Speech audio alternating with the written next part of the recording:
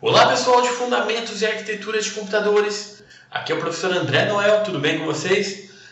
Bom, estou gravando esse vídeo aqui, vai ser um vídeo curto e tal, mas para falar sobre algumas dúvidas que ficaram no chat da aula 1. Então, primeira aula a gente falou um pouco sobre sistemas de numeração, conversões numéricas e tal, e ficou um pouquinho de dúvida, então vamos tirar um pouco dessas dúvidas. A professora Amanda fez um compilado das questões, eu vou responder algumas delas aqui, e aí, eu espero esclarecer um pouco a dúvida de vocês. Então vamos lá. Bom, primeiro tem uma pergunta do Altino José Xavier, do Rio de Janeiro. Ele diz o seguinte: eu não entendi o final. Por que tem que dividir por 1, ou dividir o 1 por 2, o resultado ser 0 e o resto 1? Colocando de volta no contexto, porque isso foi colocado no chat na hora que estava resolvendo. Isso foi colocado na hora que estava fazendo as múltiplas divisões por 2. E aí nas múltiplas divisões por 2 a gente chegou num ponto que o valor da divisão ficou 1. E aí eu peguei e dividi novamente por 2, deu 0 e o resto 1, então 1 desceu ali. Por que já não pega aquele 1, já que ele vai dar 1 mesmo? Tem algumas literaturas que já pegam aquele 1 junto com os restos e fazem tudo junto. Só que o que acontece? Eu gosto de dividir até o 0, até dar 0 o resultado final. Fica um bom critério de parada, tipo, chegou até o 0, pega todos os restos. Mesmo que repita um ali, eu acho mais didático, eu acho que fica mais legal você ver tudo como o resto, não pegar o primeiro 1 e embutir ali na frente. Então, pode ser feito de um jeito ou de outro, encontra de um jeito diferente na literatura. Eu gosto de ir até o 0, pega todos os restos e pronto. E aí fica o seu número, lembrando que é de baixo para cima. André Cordeiro da Silva, de Imbituva, Paraná. Professor, você pode explicar um pouco melhor sobre a representação das bases? Por exemplo, o número 20, porque em decimal, octal e decimal, as suas representações são sucessivamente 20, 0B10100 e 0x14. Bom, eu não falei na aula, eu não lembro se tem essa informação no livro de vocês ou não, mas é o seguinte, em programação, a gente costuma usar uma representação numérica para identificar a base, que quando a gente está na matemática, a gente consegue colocar um 2 e embaixo colocar um 8 pequenininho, para dizer que ele está na base 8. Quando a gente está programando, quando a gente está no computador, a gente não consegue trabalhar com subscrito e sobrescrito, que é mais tem um caractere para isso, mas às vezes é feito de fonte e tal. Então tem uma representação diferente. Geralmente, um número, quando ele não tem nada na frente, direto o número, não tem 0, não tem nada, é um número na base decimal. Quando é um número binário, ele é representado com 0x na frente. Desculpa, falei uma besteira. O número binário é 0b de binário. O 0x é o hexadecimal, tá? Um x de hexa, ó. Hexadecimal, 0x é o número. Então, 0xa é o número A em hexadecimal, que equivale ao 10, tá? Ou 0x10. Então, ele parece o número 10, mas convertendo ele vai ser o número 16, só que escrito em hexa. E o octal ele é escrito simplesmente com 0 na frente. Então, não tem x, não tem b, não tem nada demais. Coloca um 0 e o número é o número octal, tá? Isso é usado em várias linguagens de programação, vários pontos você pode usar dessa forma. Se tem o 0, ele tenta tratar como octal. Tem uma pergunta aqui do Célio Sartori Júnior. Como 1024 é menor que o número exemplo, o primeiro número binário não seria 0, não? 0 à esquerda, mesmo que possa ser ignorado, gostaria de tirar essa dúvida. Então, Célio de Tijuca, Santa Catarina. Bom, Célio, eu entendi a questão, vou voltar aqui contextualizar de novo, porque nesse momento que foi a pergunta, a gente estava convertendo o número 705 para binário, e eu fiz aquela forma que a gente pega a maior potência menor que o número, e aí a gente vai vendo se é 1, se é 0 e por aí vai. Vocês podem voltar lá na aula se tiver essa dúvida. Mas o que eu fiz? 705. Qual que é a maior potência menor que 705? Maior potência de 2 menor que 705. É 512. Então 512, eu coloco 1 na posição 512 e tiro 512 de 705. 193. E assim por diante. Lembram disso? A pergunta do Célio foi: mas por que eu não posso pegar o 1024 e colocar o 1024 como 0? Ficaria 0 à esquerda. Posso fazer isso? Pode. à vontade. Como nos números decimais, eu posso ter quantos zeros à esquerda eu quiser, que não afeta o meu número binário. Tá? Até no mapa de vocês, eu pedi para fazer um binário de 16 bits, ou seja, 16 algarismos. E aí tem uma observação lá, se o seu número der menos, tipo 12, 13, completa com zero à esquerda, que é igual à notação decimal. O zero à esquerda não vale nada, tá legal? O zero à esquerda, posso colocar? Pode colocar.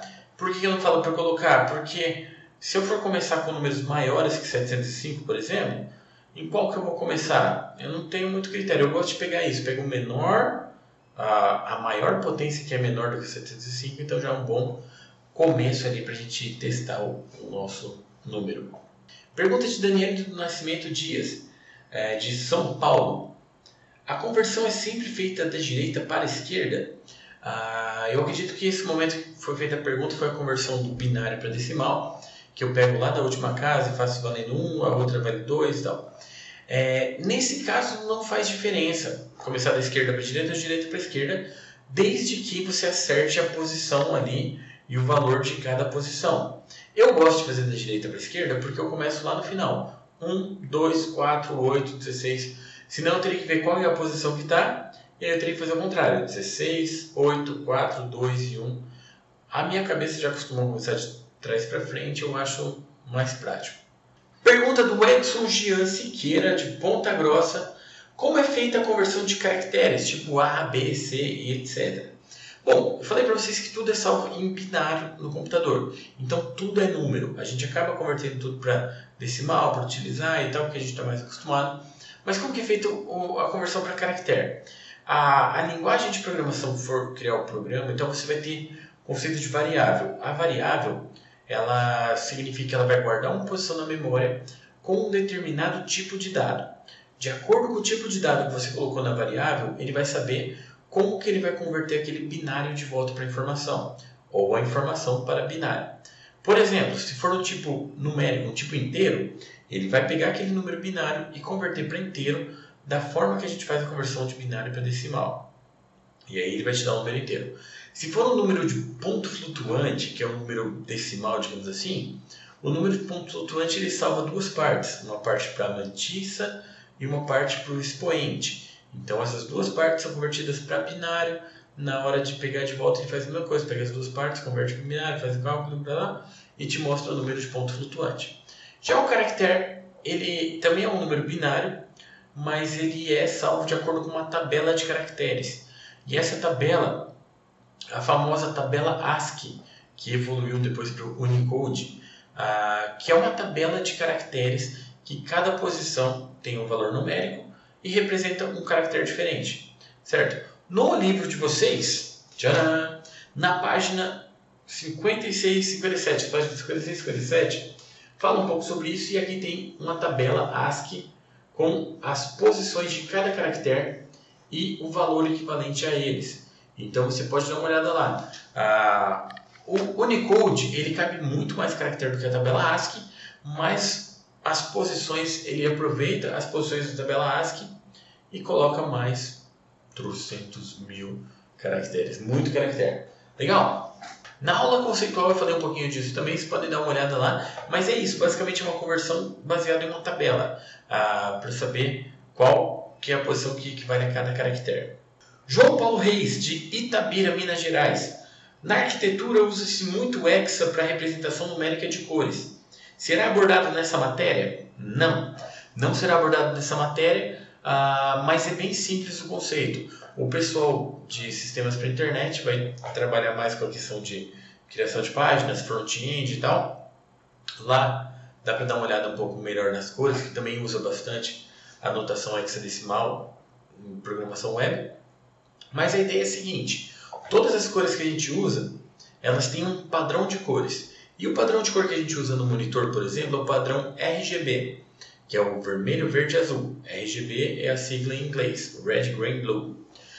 Tem outros padrões de cores, tipo CMYK para impressão, tem outros padrões também. Mas para monitores o mais usado é o RGB. E o RGB significa o quê?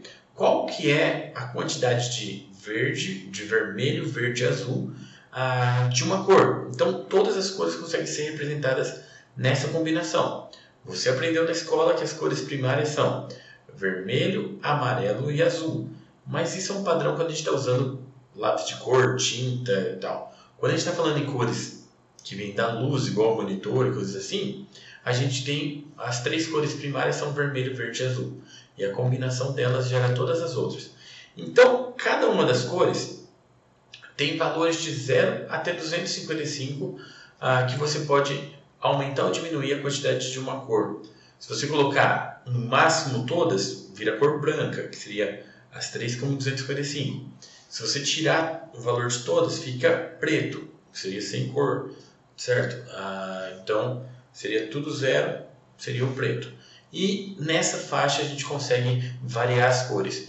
Bom, aí o que acontece? Como eu tenho cores de 0 a 255, fica mais enxuto eu representar com hexadecimal. Tem representações diferentes do computador, tem programas que usam em decimal mesmo, de 0 a 255 e pronto. Mas a representação em hexadecimal virou um padrão. Você começa com um sustenido, ou hashtag, ou cerquilha, sabe, hashtag e tal. E aí você coloca 6 caracteres, que são o quê? 3 números hexadecimal de 2 dígitos cada um. Como assim? O número 00 até o número FF, que o FF dá exatamente 255.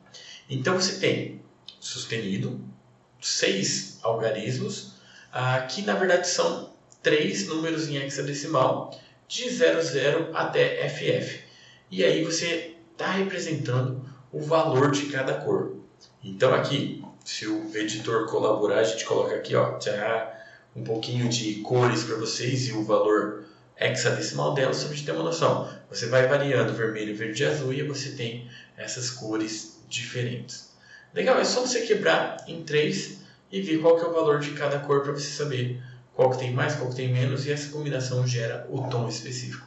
Leonardo Jorge dos Santos, de Cascavel, Paraná, perguntou: caso eu precise converter o número binário para hexadecimal, eu preciso converter o binário para decimal, então dividir por 16? Você poderia fazer esse método, mas não precisa, porque a gente tem aquela conversão mais rápida, que eu falei nas aulas conceituais e também no livro, e rapidinho na aula ao vivo, que basicamente você pega um número binário, separa ele de 4 em 4 algarismos, aí é importante começar de trás para frente, tá? De 4 em 4, e a cada 4 algarismos binários, você converte aquele conjunto de 4 algarismos para decimal, certo? Então você vai obter o valor decimal de cada um. E aí depois combinando vira o nosso hexadecimal, com uma observação que se o número que você converteu passar de 10, aí você tem que converter ele para a letra correspondente, porque no hexadecimal o A é 10, o B é 11, o C é 12, o D é 13, o E é 14 e o F é 15. Então você converteu para decimal e colocou a letra se precisar. Na hora que você combinar aqueles números todos, você vai ter o equivalente em hexadecimal. É bem mais rápido. E é por isso que usa-se o hexadecimal para abreviar números binários, porque a cada 4 algarismos binários equivale a 1 hexadecimal. Legal? Matheus Lobos Martins, de Lusiânia, Goiás. Dá para converter qualquer número para binário? Sim. Qualquer número você pode converter entre qualquer base, então você pode converter para binário. Posso converter até números com casas decimais? Pode. Para casa decimal tem um processo um pouquinho diferente, mas eu não vou tratar aqui como eu comentei na aula, eu não quero confundir a cabeça de ninguém, mas é simples também. Milton da Silva Cavalcante. Como faz para transformar um número com 0 na frente? Ou exclui o 0 e transforma o restante. Por exemplo, 0705. Bom, basicamente, se eu entendi bem, ele está querendo saber como converter de decimal para binário ou para outra base. O número com 0 na frente pode ignorar o 0 sim e converter o resto, não tem problema, tá? Fica mais fácil. Rafael Feliciano, de Indaial, Santa Catarina. O número 0 no final da conta não é utilizado? E se caso ele terminasse com 1 no lugar do 0? Aqui eu acredito que seja a questão das sucessivas divisões por 2. O número 0 no final, na verdade, foi aquele resultado que eu falei até numa outra questão agora. Eu gosto de dividir até o 0 para pegar só o resto, não pegar o resultado. Então você não pega o resultado. Tem aquele método que ensina de ir até o 1 e pegar o resultado 1 e inputir. Não, você não usa o 0, e se usasse também, como você pega de baixo para cima, ele seria um 0 à esquerda, que daria na mesma. Raimundo Sátiro dos Santos Ramos, de Santarém, no Pará, pergunta o seguinte: gostaria de saber, no momento oportuno da aula, a diferença entre arquitetura de computadores para organização de computadores. Bom, a gente não vai tratar essa diferença nas aulas ao vivo, tá? Então vou colocar aqui para você a resposta. Lá no comecinho do livro eu coloquei essa definição. Então lá na página 18, na unidade 1, tem um parágrafo que eu aproveitei uma definição do Stalins, que ele coloca o seguinte: para entender melhor, podemos entender a arquitetura de computadores como os atributos de um sistema visíveis a um programador, ou, em outras palavras, aqueles atributos que possuem um impacto direto sobre a execução lógica de um programa. Enquanto o termo organização de computadores se refere a como os componentes do computador são combinados e organizados, de acordo com as especificações da arquitetura. Como assim? A gente entende que a arquitetura seria o que a gente estudou ali. Tipo, lembra aquele modelo da arquitetura de von Neumann que tem nas aulas conceituais e também a gente vai falar nas aulas ao vivo? Aquilo lá seria a arquitetura do computador, que seria aqui, ó, nessas palavras seriam os atributos que possuem impacto direto na lógica de programa, que seria como que funciona a transição para memória, processador, coisas assim. Já a organização seria como que esses recursos são combinados para montar o computador, tá? Aqui, continuando no livro, ele está assim, ó. Em outras palavras, podemos ter computadores que seguem uma determinada arquitetura, mas que possuem organizações diferentes. Isso acontece quando encontramos, por exemplo, computadores de um mesmo fabricante, com as mesmas características, mas com variações entre os modelos que podem implicar em diferentes desempenhos e preços comumente chamados de família. Então, assim, se você vai criar um programa de computador para Windows, que ele vai fazer um sistema qualquer de cálculo e tal, você precisa saber o quê? Você montou um sistema para Windows 64, então ele vai rodar na arquitetura Windows 64. Beleza. Agora, se você for rodar no Windows com, sei lá, 4 GB de memória, ou numa outra máquina com 8 GB de memória, o seu programa vai precisar ser diferente para isso? Não. Então, essa é uma questão de organização. Se tem mais memória, menos memória. A arquitetura teria mais a ver, assim, ao conjunto de atributos que ele tem ali que vai ser aproveitado. Não sei se deu para entender. Por exemplo, você baixa um programa da internet, baixa um navegador no Google Chrome, por exemplo. Você não tem um Google Chrome para cada configuração de memória, tipo um Google Chrome para 2 GB, para 4 GB, para 8 GB e etc. Mas você tem um Google Chrome para Windows 64, para Windows 32, para Linux, para Mac, etc. e tal. Então, é mais ou menos essa a diferença. Legal? Bom, então foram essas questões aqui que foram selecionadas. Espero que vocês tenham aproveitado bastante as aulas, espero ter tirado as dúvidas de vocês. Continue interagindo com a gente tenta sempre ajudar vocês com essas questões. Legal? Um abração para vocês, espero que aproveitem bem a disciplina e qualquer coisa estamos por aqui. Tchau!